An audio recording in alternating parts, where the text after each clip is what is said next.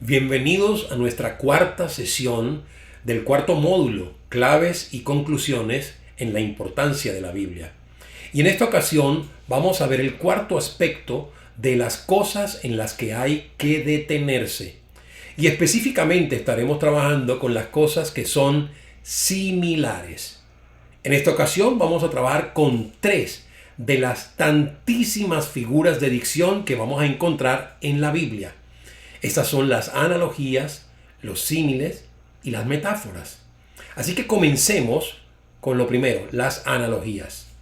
Aquí en este punto me gustaría ir a Efesios capítulo 5, 25, solamente para hacer un punto especial de lo que la Biblia nos enseña.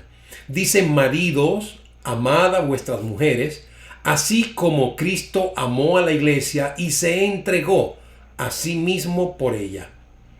Vean qué interesante, porque la analogía es una figura de comparación. Y como tal, aquí se está haciendo una analogía entre lo que representa Jesucristo y lo que representa el hombre como marido. Pero vean algo interesante, porque necesitamos al leer esto ver la actitud que tuvo Jesús, porque esa misma actitud se supone que es la actitud que debería tener el marido. Y dice aquí la Biblia literalmente que se entregó a sí mismo por ella. Luego entonces, ¿cuál debería ser la actitud de nosotros los hombres, de nosotros los esposos, los maridos, con respecto a la mujer? De vivir y amarla al punto de poder entregarnos al mismo tiempo por ella. Así sea hasta la muerte. ¿Te das cuenta? Hay un compromiso demasiado tremendo. La pregunta mía es si esa es la actitud con la que nosotros vivimos. Fíjense algo interesante. Cuando tú empiezas a indagar en estos conceptos, te darás cuenta de que entonces Cristo y la iglesia forman una relación preciosa como la del matrimonio. Y ahí la analogía. Pero es interesante porque entonces también podemos sumarle algunos elementos importantes en la Biblia. Nos damos cuenta de que también en la Biblia se nombra a Jesucristo como el postrer Adán. Y es interesante, porque el primer Adán estuvo casado con una mujer llamada Eva. Dios mismo los unió en matrimonio. Y con todo y todo, fue un matrimonio que fracasó. Aunque obviamente ellos continuaron y restauraron sus vidas. Pero qué cosa tan interesante, porque podemos ver entonces la comparación de lo que es la relación de un matrimonio en la carne versus la relación de lo que sería la relación perfecta, Cristo y su iglesia. En este caso, obviamente, haciendo ver a Cristo, dándolo el todo por amor a su iglesia. Y yo creo que si nosotros los maridos tomáramos la iniciativa correcta en este sentido, dejaríamos de ser aquellos como nos reconocen, ¿sí? Porque mayormente yo veo en la iglesia la actitud de que las mujeres son las que más oran, las mujeres son las que más van a la iglesia, las mujeres son las que más leen la Biblia. Y la verdad es que a quien primero menciona aquí en la Biblia, sin ánimos de traer un debate por saber quién es más o quién es menos, no se trata de eso. En Cristo somos iguales, pero el Señor se refiere a los maridos, porque está haciendo la comparación con Cristo. Así que en este caso nosotros deberíamos dar el extra por la relación. Y lo primero que deberíamos entender es que debemos entonces incluir a Dios, a su palabra, a la iglesia, la oración, la fe, estas disciplinas cristianas. Todo esto porque entendemos una sencilla analogía que nos habla en la Biblia, en Efesios capítulo 5, versículo 25. Maridos, amad a vuestras mujeres, así como Cristo amó a la iglesia y se entregó a sí mismo por ella. Hay muchísimas analogías en la Biblia y yo te invito a que cuando encuentres una analogía te detengas para que puedas revisarla y tratar de profundizar y meditar a fondo. Lo siguiente que vamos a ver son los símiles. Y en esta ocasión quiero referirme a un símil bien bonito, bien impresionante. A mí particularmente me encanta. Está en el Salmo 42, versículo 1. Y dice: como el ciervo brama por las corrientes de las aguas, así clama por ti, oh Dios, el alma mía. Está bien interesante esto porque, miren, la diferencia entre el símil y la que vamos a hablar después, que es la metáfora, ambas también son figuras de comparación, al igual que la analogía. Estas son todas figuras de comparación.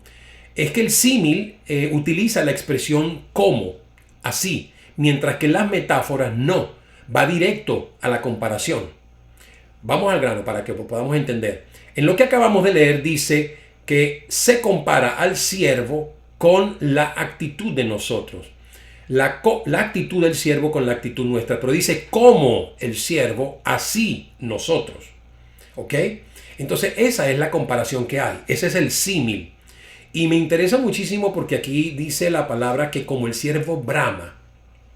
El bramar es como un clamor de angustia, un clamor demasiado angustioso. Y por eso es que en la parte animal, porque los animales como el toro son los que normalmente, o los animales salvajes son los que braman, mientras que los seres humanos no bramamos, simplemente clamamos.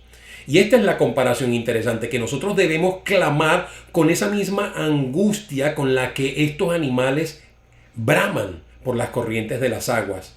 Ahora, permítame aclararle algo interesante. Este pasaje no se refiere específicamente al hecho de ir a las corrientes de las aguas para beber, como he oído algunas personas que lo refieren así. No, creo que obviamente no están prestando atención a lo que realmente quiere decir el pasaje. Recuerdo en cierta ocasión, en un Expolid, hace muchísimos años, tal vez en el año 95, participar de un taller de adoración en donde uno de los expositores hablaba de este ejemplo de lo que es el siervo que brama por las corrientes de las aguas, ¿no? Que así debería ser nuestra actitud de clamar por Dios en nuestra alma. Y él decía algo interesante, que el siervo al verse perseguido, oye bien, por su enemigo, por su predador, obviamente encontraba refugio en las corrientes de aguas. ¿Por qué? Porque nosotros expelemos un olor, obviamente, y ese olor el enemigo lo detecta. Voy a hablar en el caso específico del ciervo ahora, pero dice que como animal salvaje, una manera en que ellos podían despistar a su perseguidor, a su predador, era introduciéndose en las corrientes de las aguas. De manera de que eso les daba una ventaja tremenda. Estaban resguardados, protegidos, porque el enemigo no podía olerlos, no podía seguirles el rastro. Entonces, en este sentido, nosotros como personas, como hombres de Dios que somos, nosotros deberíamos aprender a clamar a Él, de manera de que nuestro olor sea grato, un olor fragante. Y así lo dice la Biblia, que nosotros deberíamos ser ofrendas de olor fragante ante el Señor. De manera de que nuestro olor confunda al enemigo. Porque cuando nosotros empezamos a oler feo, ¿sabe? Entonces el enemigo se acerca a nosotros. Eso es como cuando tú colocas dulce en la mesa y vienen las moscas. O para ser peores en el ejemplo, ¿sí? Los desperdicios son los que atraen moscas. El mal olor es el que trae a las moscas. Entonces, en ese sentido, yo quisiera invitarte a que entiendas esta analogía. Nosotros con esa misma intensidad con la que el siervo va jadeante ahí, tratando de escapar para introducirse en el agua para despistar a su enemigo y sentir la seguridad de la vida, así nosotros deberíamos en todo caso clamar a Dios. Porque solo cuando nos sumerjamos en las aguas del Señor, en su presencia, en su palabra, nosotros vamos a poder expeler un grato olor que despista al enemigo y estar a salvo, en seguridad. Qué interesante entonces poder leer de la Biblia y detenernos al ver nosotros figuras de dicción, de comparación, en este caso con un símil tan hermoso como este. Por lo tanto, te invito a que cuando vuelvas a conseguir algún otro símil en la Biblia, detente, medita y piensa qué es la enseñanza que puedo sacar de todo esto. Vamos a la tercera parte. Tiene que ver con las metáforas. Y hay algo bien interesante, como lo dije al principio, la metáfora va directo al grano, no dice el cómo para comparar, pero ciertamente es una comparación. Por ejemplo, Juan capítulo 14, 6, ahí hay 3 metáforas en un cortísimo versículo. El Señor dice, yo soy el camino, la verdad y la vida. ¿Te das cuenta? Nadie viene al Padre sino por mí. Perdón. Entonces fíjate, yo soy el camino, la verdad y la vida. Pudiéramos hablar de cada una de ellas, pero me voy a detener solamente para hablar de la vida. Ahora, si esto es una metáfora y esto es algo en lo que yo me debo detener y meditar en ello, Te invito a que lo hagas también cuando dice el camino y cuando dice la verdad. Pero en este caso, la vida. ¿Cómo viene la vida? La vida viene por el nacimiento. Pero una vez que uno nace físicamente en este mundo, uno nace porque tiene unos padres que lo engendraron, le da lugar a entrar en un mundo físico, esto le da lugar también a ser parte de una familia, a estar en una ciudad, parte de una nación, a recibir identificación a través de la cédula, a través del pasaporte y adquirir ciertos deberes y derechos que tiene que cumplir en la ciudad o en el país. Así que nosotros nos damos cuenta de que la vida tiene sus responsabilidades, tiene su desarrollo, tiene su crecimiento, su madurez. De la misma manera, nosotros tenemos que pensar que la vida, según también en el Evangelio de Juan, nos vamos un poco más atrás en el capítulo 3, el Señor tiene una conversación con Nicodemo en donde le dice que hay que nacer de nuevo. Así que es interesante porque ya la vida nos habla del nacer, pero la vida espiritual nos habla del nacer de nuevo. ¿Te das cuenta? Entonces, al nacer de nuevo va a ocurrir exactamente el mismo proceso que nosotros entendimos en la vida física, en el nacimiento físico.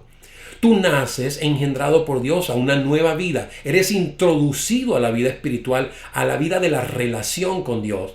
Y así entonces formas parte de una familia llamada la familia de la fe, la iglesia, pero también formas parte de una ciudadanía que la Biblia llama la ciudadanía del cielo, por lo cual tienes tus derechos y tus deberes como ciudadano del cielo. Y que por cierto, tendrás una identificación, el sello del Espíritu de Dios, la sangre del Cordero que te ha sellado, pero que todo esto te servirá como pasaporte para poder entrar al cielo el día en que tú tengas que morir o el día en que el Señor venga por su iglesia. Así que nosotros vamos a entender que el nacer de nuevo es todo parte de un proceso también de entender cómo se va a ir desarrollando la vida una vez que ya yo soy cristiano. ¿Te das cuenta? Qué interesante lo que uno puede aprender a través de diferentes figuras de dicción en la palabra. Bueno, hay muchísimas cosas que yo pudiera compartir contigo, pero te invito a que cada vez que encuentres analogías, símiles, metáforas y por qué no muchas otras, incluyendo las parábolas, te detengas un poco a tratar de meditar y entender qué es lo que Dios te está tratando de mostrar. Bueno, yo creo que ya podemos dejarlo hasta aquí por esta sesión. Espero que le puedas sacar provecho y nos estaremos viendo nuevamente en nuestra próxima sesión en la que estaremos compartiendo las cosas que son diferentes. Que Dios te bendiga.